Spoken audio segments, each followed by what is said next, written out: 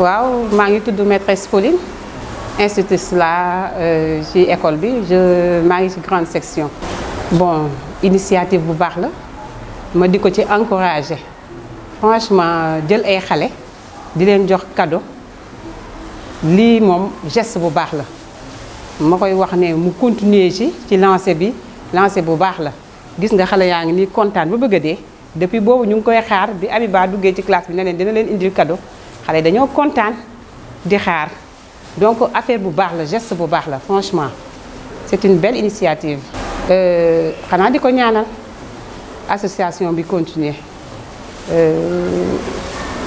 grâce ak bénédiction daanu ci seen kaw franchement initiative bu baax la. xanaa muy continuer rek mu continuer ci lancé bi te bañ koo bàyyi te xam ne lii ku ko def ci kaw ci kanam rek na continuer ci lancé bi di jege ñi nga xamante ne nag ñoo ko ci jiitu ndax ñi ko xelal loolu rek laa ko ciy wax. waaw di remercier sama directrice bi ko sama directeur d'abord bi ko bàyyi mu dugg fii ak directrice bi ak ñëpp ñi nga xamante ne daal ñoo bokk ci association bi di leen wax un grand bravo di leen ñaanal rek ci kaw ci kanam. maa ngi tudd Éléonore Coly maay maîtresse titulaire de la petite section waaw. journée bi moom journée bu baax la waaw parce que béggil xale yi moom lu baax la xale su gisee cadeau day kontaan torop sax waaw liggéeyam bi liggéey bu baax la yor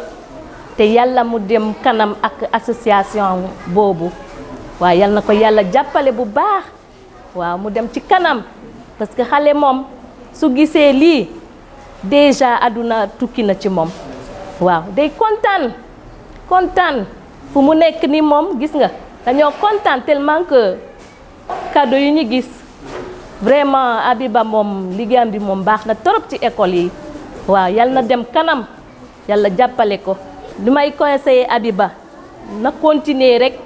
ci association boobu parce que lu baax la moom waaw. ñan ngay remercier ci association bi ak suñ may collègues yi kii sama kii la aide la waaw vraiment ñoo ngi ensemble di jàppale xale yi yépp waaw comme ça sama directrice moom macha allah mention spéciale moom tout va bien waaye dañoo kiyante daf ñoo téye comme ay mag ay rakk te ñun ñooy magam tu vois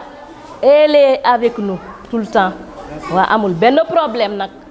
voilà liggéeyam bi moom liggéey bu set lay def waaw nañu waxante dëgg waaw